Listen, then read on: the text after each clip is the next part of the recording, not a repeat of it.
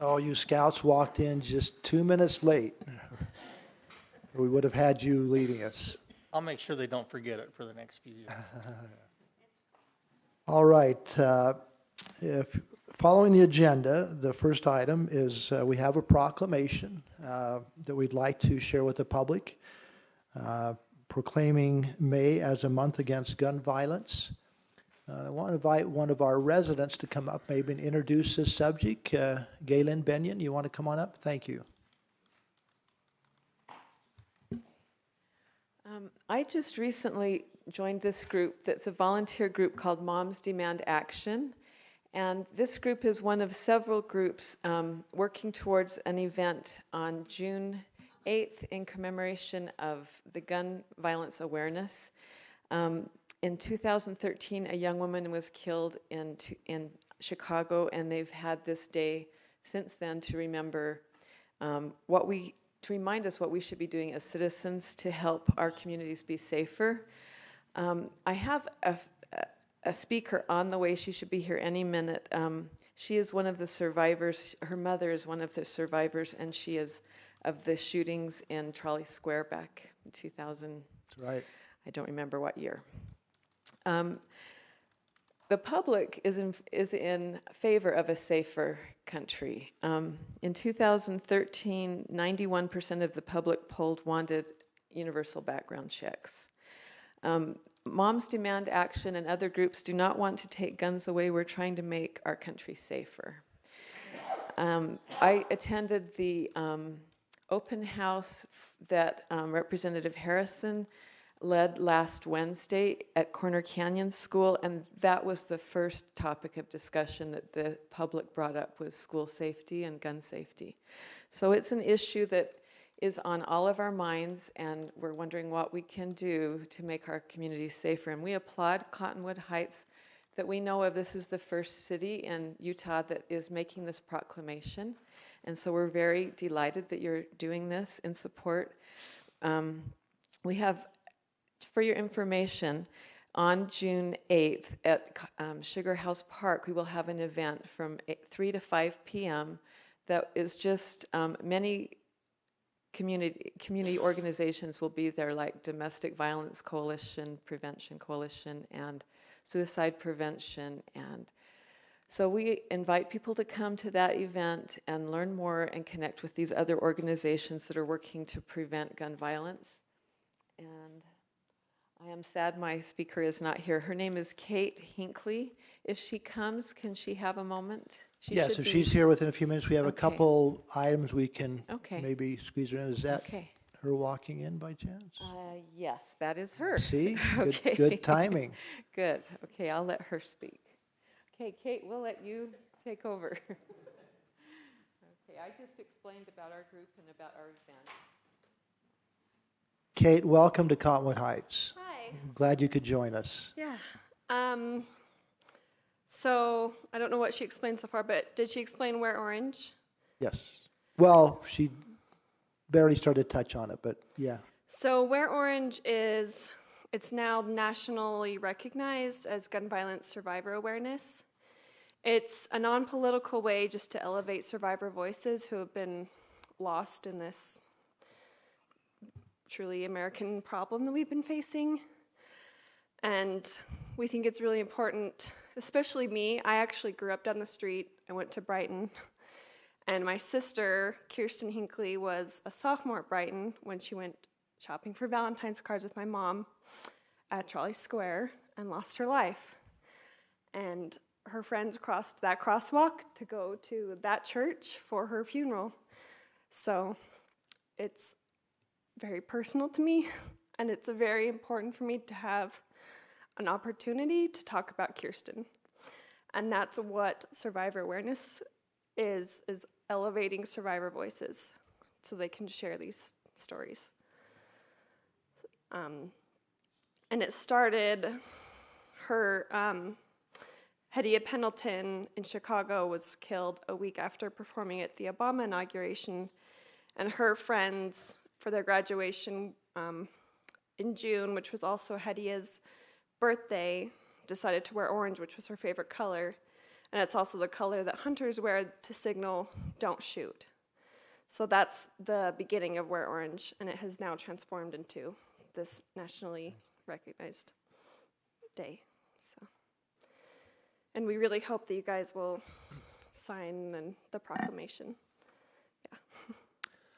Well, thank you very, very much. I'm very familiar with the incident you're referring to, living in Cottonwood Heights most of my life, and we thank you for taking the time, and we thank you, and especially Gaylin. When Gaylin contacted me, she's a neighbor of mine, and I immediately knew that it was a credible request, okay, and I passed it through our police chief and our city manager, and everyone was immediately wanted to get on board, so thank you for joining. I'm going to read the proclamation, if I might, right now, if that's okay. It's Proclamation 2019-4 in recognition of June 7th, 2019 as Gun Violence Awareness Day here in Cottonwood Heights. Whereas National Gun Violence Awareness Day is to honor and remember all victims and survivors of gun violence, and to declare that we as a country must do more to reduce gun violence. And whereas mayors and law enforcement officers know their communities best, are the most familiar with local criminal activity and how to address it, and are best positioned to understand how to keep their citizens safe. And whereas support for the Second Amendment rights of law-abiding citizens goes hand in hand with keeping guns away from dangerous people, and whereas to help honor and the countless Americans whose lives were cut short and or impacted by gun violence, a national coalition of organizations had designated June 7th, 2019, the first day in June, as the 4th National Gun Violence Awareness Day. And whereas we, the city of Cottonwood Heights, renew our commitments to reduce gun violence and to pledge to do all we can to keep firearms out of the wrong hands and encourage responsible gun ownership to help our children be safe. Now, therefore, do we, the elected council of the city of Cottonwood Heights, hereby proclaim June 7th, 2019 to be National Gun Violence Awareness Day in the city of Cottonwood Heights, and I encourage all citizens to support their local communities' efforts to prevent gun violence and to honor and value human life in the city of Cottonwood Heights, Utah. Thank you. Thank you very much.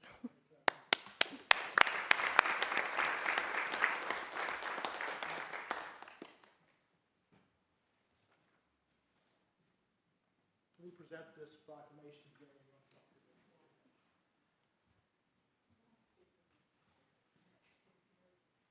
Any comments from the council?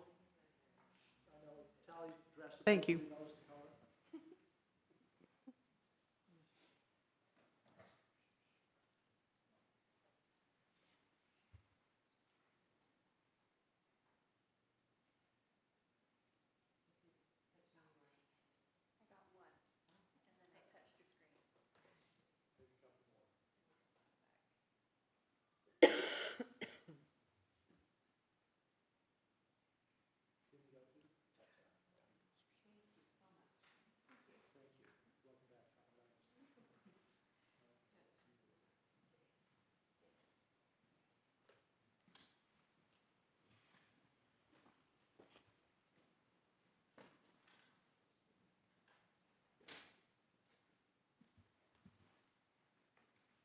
All right, we move on with our agenda, and we have some acknowledgements. Chief Russo, we have some special guests and their families with us tonight. We have some new officers we're welcoming to the city. Yeah. Well, Mayor and Council, thank you. Yes, we do. But before I begin, I wanted to just take a second and tell you that we were honored to perform the honor guard ceremony for her sister, and I spent a lot of time with her mom after the fact, and some very touching conversations with her. It's very impactful. So I'm glad you're here. We support your cause in Cottonwood Heights and the police department. Interestingly enough, we actually have some of the officers that were at Trolley Square that night, and I'm going to call some of them up because they are new officers. And I'll call them up one at a time so they can be introduced to you and tell you a little bit about themselves. And they brought some of their family members with them. So let me start with Officer Steve Hartney, who's here. Why don't you come on up and bring your guests? Robin doesn't get away that fast. She's going to have to come too. We're trying to steal Robin away from Salt Lake City. She's just not quite there yet. I appreciate you coming as well. As the chief said, I did come from Salt Lake City. I did 22 years there. So the Trolley Square incident was in 2007, so I remember that night as well. My daughter, who's 15 now, Brianna, she was 3 then. I was a negotiator back then, and so she was, that was the first time she got to ride in a police car with the lights on at 3. I took her to her grandparents' house on my way to Trolley Square. But I remember that, and I'm glad to see you guys here. Maybe on, when is it, June 7th? Yeah, Yep. should go to If we can wear orange shirts underneath our Yep. T-shirt uniform, we can do something nice like that. I'm very happy to be here. Thank you very much. The city council here appears to be very, very kind. It's different than Salt Lake City. Just there's a different mood, for to say. I love the way that you guys support the police department, and I'm very happy to be here. Okay, so tell us a little bit about why you chose Cottonwood Heights, maybe where you live in the valley. I live in Harriman, and I We'll did hold that against you. I can't afford it up here. It's I took a year off. I actually retired from Salt Lake City. Good, Took a sure. whole year off, and I didn't plan on going back into law enforcement. Robin, who I'm seeing right now, actually gave me the idea, saying you should look into Cottonwood. It's wonderful up there. Yeah. She does live up here. I was going to work for Mountain America, and I thought, well, I'll apply for Cottonwood, and if I get Cottonwood, I'll be a police officer again. If not, I'll just stay at Mountain America. So this is the only city I wanted to come work for. I like the size. It's just 9 square miles, and it's the people here are amazing. Your citizens. I've had the pleasure of working 1 week on my own just last week. It's great talking to the citizens. They're very appreciative of the police department. They speak to us.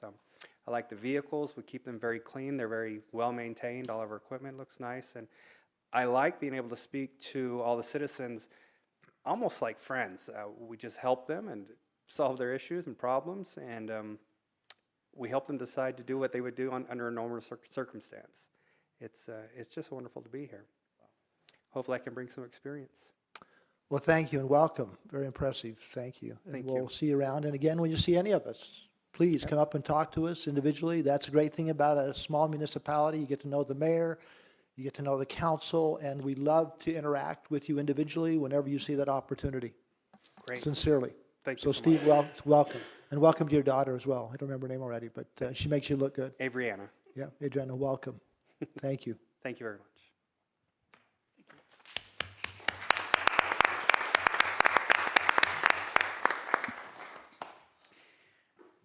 Next, let me bring up Officer Brian Griffith. And I think he has a son with him.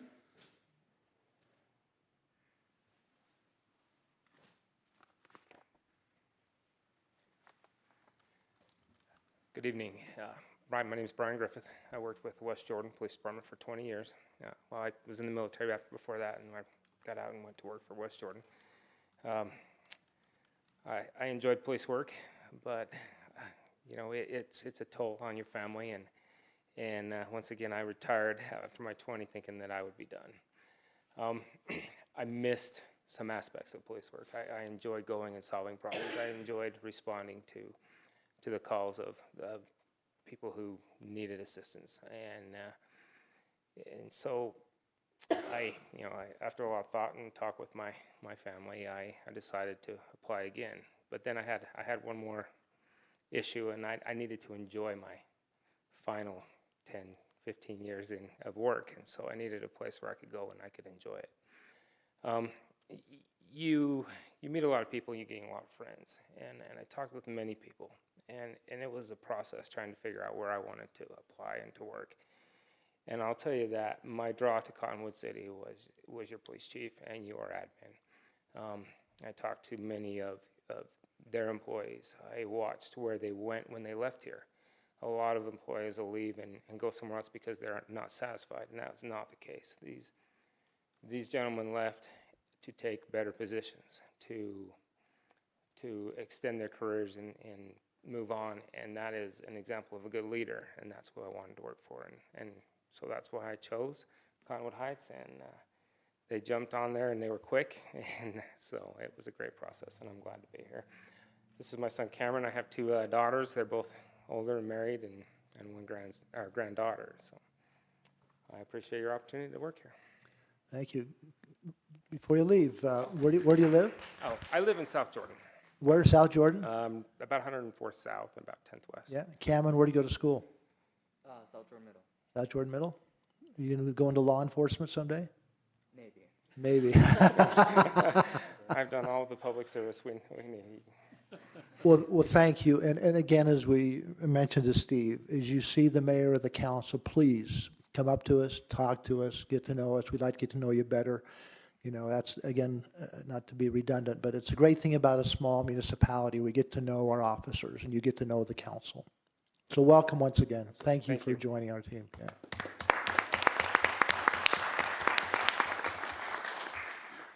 I actually don't prep them to say that. I mean, that contract was actually already signed and approved, so, but that's very kind of you. With that, Trey Brimwall, come on up. Trey's another lateral, so he didn't spend much time in FTO. We put him right on the road, and it's nice to see the young guys come and join us. Thanks, Chief. And I'm happy to be here. My name's Trey Brimhall. I came from Sandy. I was there for just under 2 years. One of the major things that drew me to Cottonwood Heights is, and it's as I've learned, it's no secret that Sandy actually struggles with their administration. There's a huge disconnect, and it's hard for a lot of officers. It was very hard for me. And I was actually on what we call as an agency assist, where it is exactly that. You assist another agency. I was with Sandy, and Cottonwood Heights needed some assistance, so I went out and helped, and I talked to a couple of their guys, and I said, hey, you know what? What's the relationship like? And they said, you know what? It's awesome here. Everyone gets along. Our administration will back you up. They have your back. We're all on the same team here. And that's something I was really drawn to. I actually, when I applied for Cottonwood Heights, I also applied with Riverton, but I talked to one of my dad's friends, he's also in law enforcement, but my dad's friend said, he works for West Jordan currently, and he's worked there for, I think, 18 years, 17 years or something like that. And he said, you know, in all of my years in law enforcement, I've never heard a bad thing about Cottonwood Heights. Anyone who goes there that I know, they all rave about it and say how much they love it. And that was something that I was absolutely drawn to, and that's why I ultimately chose Cottonwood Heights. I'm here tonight alone. I'm married. My wife, Brooklyn, is at home. We made a tough decision to buy a puppy last night or yesterday. And I don't know if you can see, my eyes are a bit bloodshot. I was up all night last night. So Just like having a child. Oh, same my thing. goodness. And we don't have any kids yet, so this is a Now you do. huge adjustment.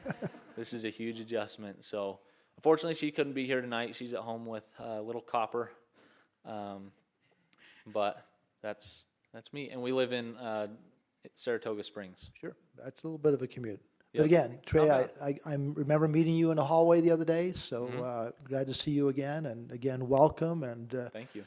again, I'm going to emphasize, get to know the council. We'd like to get to know you better as well. So I look reach forward out to to it. us. So welcome once again. Thank you. Thank you very much.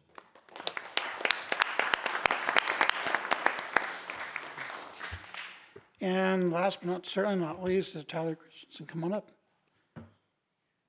Do you have people here with you? They don't get away. They have to come too. Can you introduce who's with you and tell us about yourself? Definitely. So I'm Tyler Christensen. This is Mom and Dad, Sandy and Phil, and then Angela, my girlfriend. So I'm brand new. I graduated the academy in December. I came from the constable's office beforehand, so I'm fresh. I've never done anything like this before, but I've been preparing for it for a long time, 6 to 8 months, at my old job and at post basic training. I'm excited for the opportunity. I've loved the last 2 weeks. It's been a lot of fun. I've learned a ton.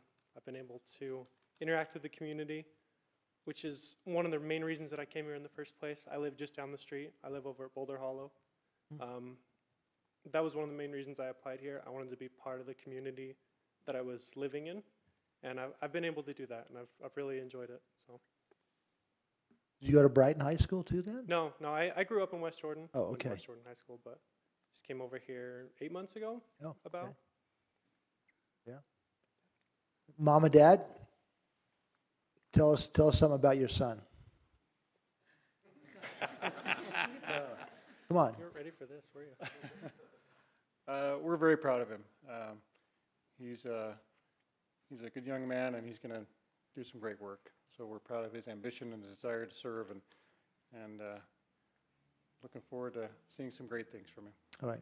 Thank you. Didn't mean to put you on the spot, but we realize that young men like that are usually a product of great parents, and so appreciate your support of him, and we'll assure you and his significant other that we want to return him home safely each night. And it's a challenging position, and as a council, as someone said earlier about having your back, we have our police officers back, and we encourage you to get to know us, to communicate with us, and let us know of your concerns and issues. Again, that's the wonderful thing about municipal government. It's close to the people and it's close to the staff. So we're for you. All right. Thank you and welcome. All right.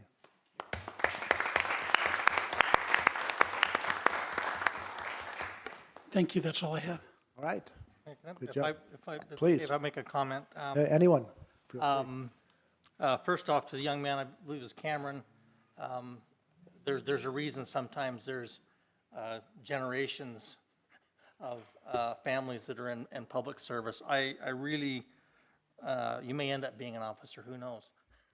I might suggest not being a fireman if your family is all police officers, whatever. As good as that may be. But I'm impressed also with the two that have retired and came back. That just shows, at least to me, it speaks of a dedication to public service and to protecting communities, and that is a very, very admirable and trait that I respect. And I would say if I ever come up to you and you're doing something else that I shouldn't be interrupting in, please don't hesitate to just say stop, and I'll stand aside and let you finish your job before you communicate. But I appreciate that. I just wanted to make sure, you know, coming back and doing that, it gets in your blood. And I completely respect all of the officers that protect us every day. Okay. Any further comments from the council? If not, hope to see you around. Once again, welcome. We're excited, sincerely, that you've joined our city. And that person who wears the Salt Lake City outfit, maybe someday you'll join it. No. All right, moving on with our agenda, and you're not required to stay all night. We have citizen comments at this time, and we'll first call Patty. I don't want to butcher your last name. Is it Hodfall? Hodfall, yeah. I didn't. Come on up. Yes, my name is Patty Hopful. I actually live in Sandy, but just behind the country club over there, so I'm really close. Yeah. I just wanted to tell you about and maybe get some information from you guys about a plant called myrtle spurge. Have you heard of this? Mm-hmm. So I had been talking to, there's a group that's affiliated with Red Butte Garden that does like weed pulls and stuff like that. And I've just, with dismay, have noticed how much it's growing up our big Cottonwood Canyon, and it's just everywhere. We had an event just a couple weeks ago. They took out 500 pounds on the Bonneville shoreline. Yes, yeah. It was back in April, right? Yeah. Yeah, April, early May. April. Yeah. So I have heard about a couple of those, but I've seen that they're mostly down like Red Butte Canyon in that area, and so I'm wondering if there's any groups. I haven't been able to get in touch with anybody that does, pulls in our big Cottonwood Canyon. I haven't seen it so much in Little Cottonwood, so maybe, we don't have to worry about that yet. But I just wanted to talk with you guys and see if you could maybe point me in the right direction as far as, who owns land there that we would need to get permissions to go up there and pull these out. And if you have groups already that you know about that do this, I'd like to get on board. And I have been posting on the app nextdoor.com and have found that there's a lot of support for this, and there's like very little community education about what this is. So a lot of people, in response to my posts on social media, was like, oh, I've never even heard of this. It's in my yard, and now I'm going to go pull it out. Yeah, it sounds like most of you guys know what it is, but if you don't, it's just a very, very invasive species that not only crowds out native plants, but also has ballistic seeds that will actually shoot up to 15 feet. And if you break any of the stems, there's a milky sap that's poisonous. So there was one lady I talked to that her kids had to go to the ER. They ended up in the ER because the sap got on their skin, and they had blisters on their face, in their mouths, all over their body. So it's dangerous as well. So just trying to start something here to kind of take control a little bit. So if any advice that you guys have, I would be very appreciative. Well, we don't, but just real quickly, just last week in our Parks, Trails, and Open Space Committee meeting, they talked about that weed and some of the results and how you can get it to your clothes and bring it to your home and all those things. And so we're sensitive to it. There's also a Bonneville Shoreline Committee, which is separate from our committee, that collaborated with our committee, and they did a poll, just as you mentioned before. But we have your email. We'll send some information to you if we can. Wonderful. A couple contacts. And, yeah, that would be great. And if it's okay to, I mean, are you guys responsible for the Big Cottonwood Canyon, or? We're not. Okay, do you know who?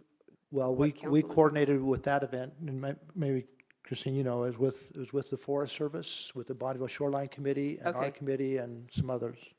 Okay. Yeah. Awesome. Yes, thank you. And And we'll get, what we do is we take this information and we'll send you a couple contacts maybe, and. awesome. All right. Awesome. Yeah, I would love to. I think that it's worth it to still, I know that the polls for myrtle spurge already happened, but to continue to do that throughout the summer, I think is really important. The one contact at Red Butte was saying that they know that the new, even if the seeds already disperse, those new seedlings the next year don't actually produce seeds in their first season. So it's worth it to do it all season and then come back every year. So. We applaud your efforts and appreciate you bringing it to our awareness, but something we'll continue to be sensitive to in our foothills. Great. I might just jump in here. Well, please, I'm hoping you would. Thanks. Okay. So I'm actually the liaison to the Parks, Trails, and Open Space Committee. Oh, great. Wonderful. And you're welcome to email me. But the myrtle spurge, as I've noticed, Deaf Smith Canyon is here within Cottonwood Heights. There's 2 branches of that. And I noticed when I was hiking up there recently that the myrtle spurge is actually going up quite higher in the canyon. So with your permission, I would like to ask the committee if we could have a Saturday of a couple hours, and get landowner permission to go there and start pulling, because it's something that I've been thinking about recently. Absolutely. And I got a shot in the eye, so I've been in the ER room, so I know the effects of it. But no, thank you for that, because it's spurring us to do something that I've been thinking of. I appreciate it. Yes. Yep. Thank you. I'll get your information. Do you have a card, or I can talk to you afterwards or something? Okay, thank you. Yeah, there's one at the front counter. You can grab one there, or we'll get back with you as well. Great, Yeah. thank you. And Thank you said it was the Bonneville Shoreline? There's a Bonneville Shoreline Committee. Okay. Because one of our efforts through Mike Johnson here is that we're working to get that Bonneville Shoreline completed across Cottonwood Heights and connect with Sandy, and so that was a piece of that with the Forest Service as well. But anyway, a lot of information. Okay. Be in touch. Thank you so much. Tim Halbeck. I don't know the other name on here, but that was my Bart Simpson joke name. Jenna. Jenna Taylor. Anyway. Okay, a couple of things from your work session. Come on. Let's see. Okay. Oh, first off, congrats to the chief. The job market right now in my area, software and hardware, in the police department, everything is very, very demand side heavy. So getting 4 people in a single short period of time, that's fantastic. So good job. Let's see. You guys were talking about earlier about some dashboard software and document management software and that kind of stuff. Over the last year, I've never been an Adobe fan, but most recently I got the latest version, Adobe Acrobat Pro plus the document cloud piece that goes on top of that. Everything that Councilman Shelton and Councilman Bracken were asking about earlier, OCR when I convert it, preserving web pages, being able to tag things, being able to sign things, all of that in the latest version of the software, it's about $10 a month per person. All of that is handled. And it's got a cloud-based service, so you don't have to have stuff here and people managing the software here as well. It's really, really good. If you haven't looked at it, or your IT guys haven't looked into it yet, the latest version of Acrobat Pro plus Document Cloud is fantastic. I was never a believer, but I am now. And that's what I do for a living, so it's good stuff. Let's see. Ski parking.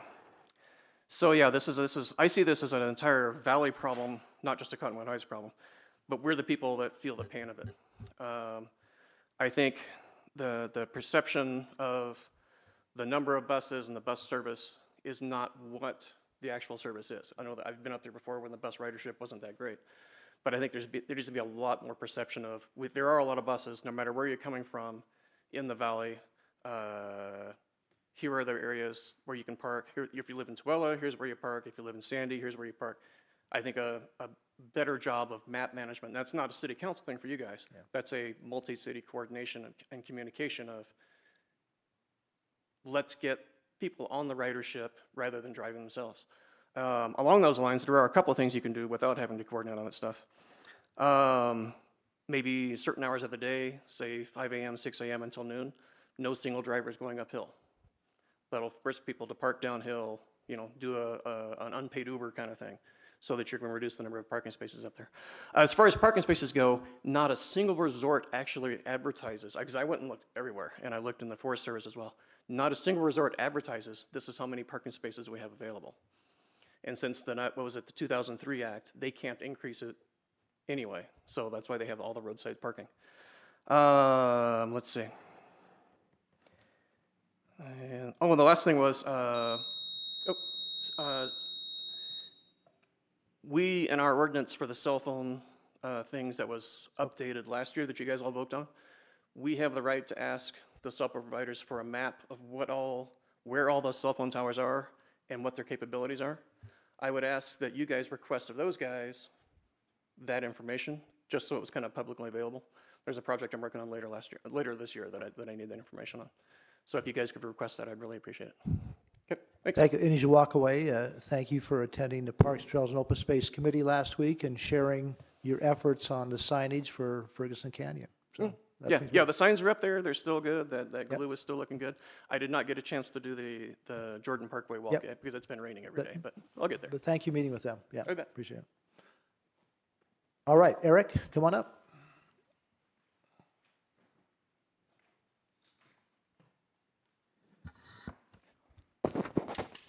Hello, Council. Thank you very much. I'm also wearing orange. By chance, it's also my favorite color, so I'm proud of that. As you all know, I'm passionate about Wasatch Boulevard, traffic, bike lanes, and mass transit issues that will address the way that our city grows, densifies, et cetera, et cetera. I was really pleased with hearing all the comments by our city manager regarding the CDA. I think that that's actually something that should be supported and should be looked after on how we grow and do a city town center, et cetera. Also later today, you will be voting on approving an entry into an independent contractor agreement with Hard Rocks Engineering's. I looked them up. I was actually very pleased to see that they were part of designing the first protected bike lane intersection in 200 E West, I think, and North Temple, with Salt Lake City, utilizing NACTO principles. And I want to talk to you a little bit about Wasatch Boulevard, the master plan, how we can move more people through a limited area. Because whenever you're talking about the reason that you're looking into entry with a new engineering group for future capacity needs and how to fit more people into our limited public areas, typically we end up widening lanes, creating more space. but we can definitely move more people.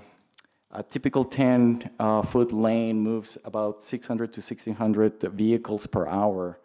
But mixed traffic, buses and cars, will do 1,000 to 2,800. A two-way protected bikeway moves 7,500 people per hour. A dedicated transit line is 4,000 to 8,000 people per hour.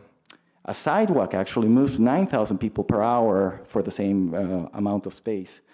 And on-street transitway bus or rail moves 10,000 to 25,000 people per hour. These are important considerations when you're actually talking about the LOS, level of service, and we're trying to actually prevent congestion, but are we actually moving people or just trying to move cars? Another thing that I want to actually, and I've been very vocal about since I've been coming here and speaking with you all, it's about our need to actually adopt a Vision Zero principle. Vision Zero, the mission is regarding speed is a fundamental predictor of crash survival. Without the protection of an automobile, the human body has a limited tolerance for speeds higher than 20 miles per hour. Speed is especially lethal for people walking and biking. To preserve human life, our transportation system should be designed for reasonable speeds. Also, just to finalize, because you're going to be actually asking to do applicable standards for the new engineering firm, I really, really want to stress that the city actually go beyond the AASHTO principles on their ordinance and go to NACTO. NACTO's mission is to build cities as places for people with safe, sustainable, accessible, and equitable transportation choices that support a strong economy and a vibrant quality of life. They actually do protected bike lanes much better. They do accommodate for all kinds of users better than AASHTO principles alone. These are not something that is beyond. It's actually utilizing AASHTO, but going beyond that. And as you're trying to actually densify, creating city centers and becoming a destination rather than a city that people go through, we need to start thinking about how we move people rather than just building big, expensive buildings, is how we use those public amenities as our roadways. Those two things would be something that I wish you all consider. Thank you very much. Eric, thank you. And one clarification for you and the audience. That item you referred to is being moved to the June meeting. We're looking at some funding alternatives, so that will not be an action item this evening. It'll be in this June meeting, but thank you. Yep. Keep it in mind. Yep. Thank you. All right, any other citizen comments? Someone who didn't fill up a card would like to come up? Come on up. Just please state your name and for the record. Hello, my name is Scott Wright. Appreciate speaking to the council. My wife and I have lived in Cottonwood Heights for the past 28 years, specifically Mill Hollow. And we were at home a few minutes ago listening to your previous meeting about the proposal of the Town Hall, 2300 East in Fort Union, I think is what you called it. And Mr. Ting, I thought you did an excellent job of presenting that. We were really excited about that because that area has been, to us, very underdeveloped. We walk over there all the time from our house, and it would be really interesting to see something similar to what they have in Holiday, where you go there, it's warm, it's welcoming, it's pedestrian friendly, and it's just a town hall or town center. Yeah. Great concept. And so anyway, we're real excited about that. So appreciate that. Well, please stay involved and follow the process, and there'll be many opportunities for you to continue to comment on how that progresses. Good. So Looking forward to that. Yeah. Thank you. Any other comments from the audience? Okay, thank you for your attendance. I think it's notable that we've had two people that were listening at home and decided to come and talk. So yeah, that's great. Good. All right, following the agenda a little bit further, we have two action items with the third action, primarily two action items. We can vote for or against on a couple of them. And then item 5.3 will be continued till the June meeting.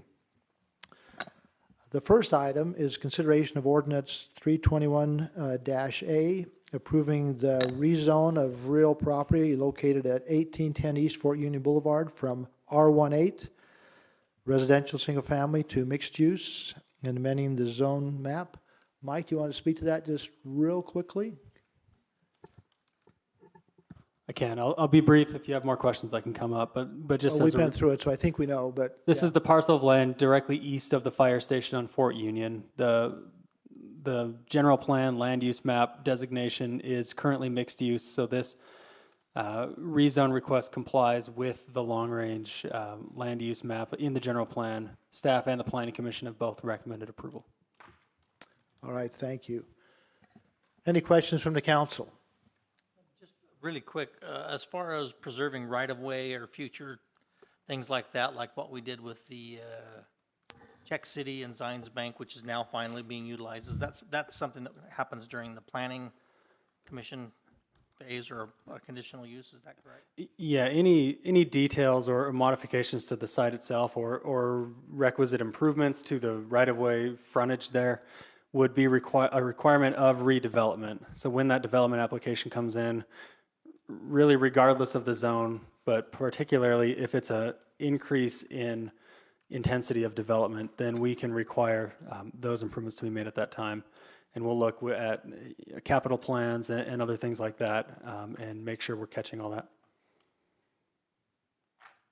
And the Planning Commission's position was? They recommended approval by a count of 4-0.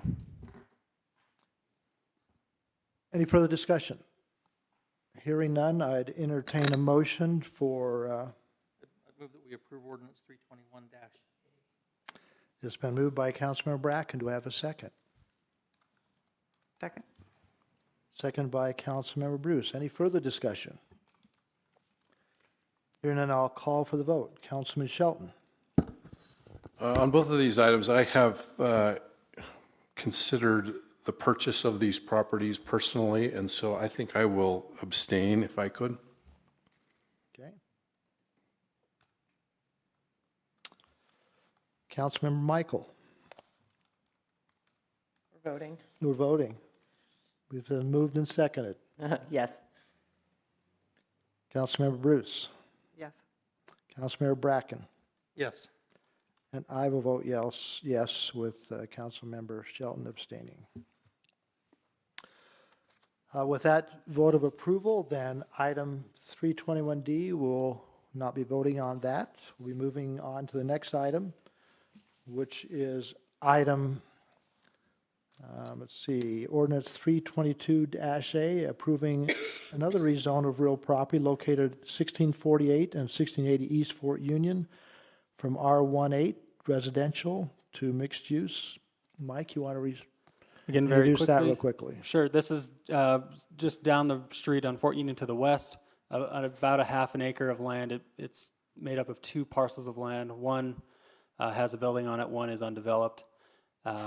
The properties directly adjacent to this subject parcel on the corner have previously been rezoned from R18 to mixed use, following the same general plan, land use map, and recommendation.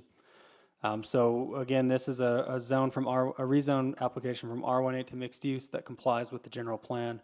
The same exact recommendation was received by staff and unanimous recommendation of approval by the Planning Commission. Okay, thank you, Mike. Any further discussion on ordinance proposed 322-A? Hearing none, I'd call for a motion.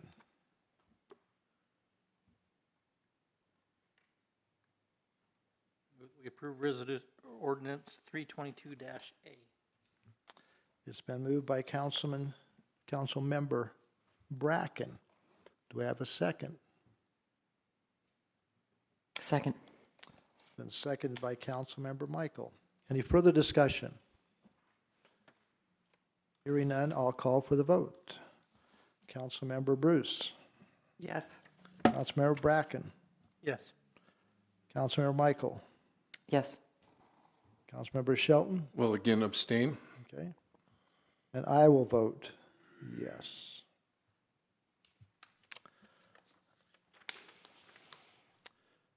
Again, Resolution 2019-28 will be moved to the June meeting. We do not have a consent calendar, so I entertain a motion to adjourn. I move that we adjourn. So move to adjourn. Do we have a second? Second. Let's move a second. All in favor, say aye. Aye. Aye. Thank you, everyone. Sam, you survived.